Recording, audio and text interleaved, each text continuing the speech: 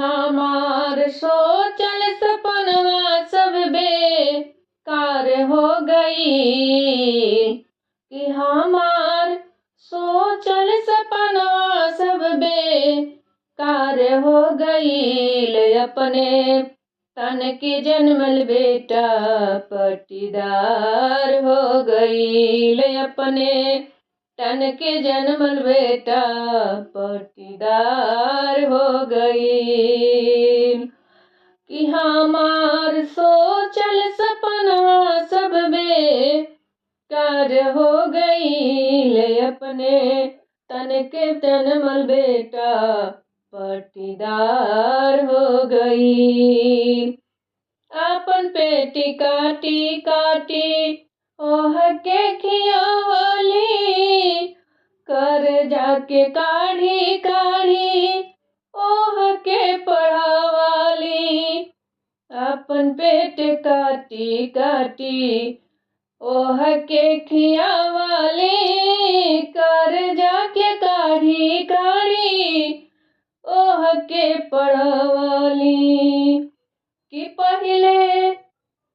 कि पहिले बुरबक रहे अब होशियार हो गई।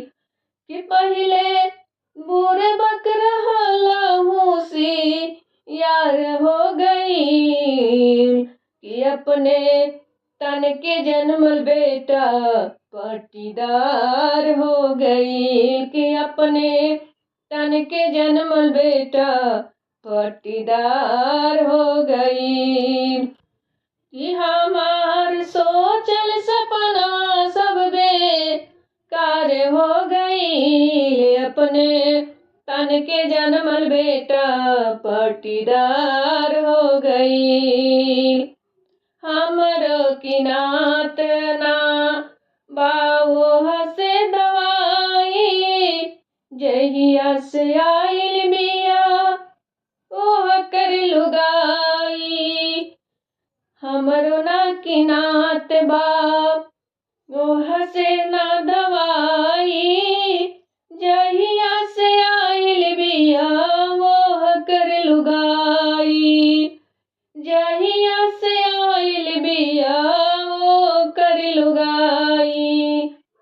के समझावे सब लोग विचार हो गई।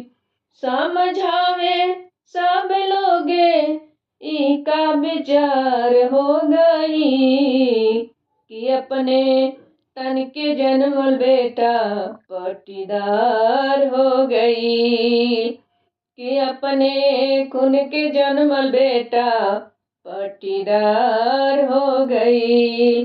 कि हमार सोचन सपनवा सब बेकार हो गई। अपने खून के जन्मल बेटा पटीदार हो गई।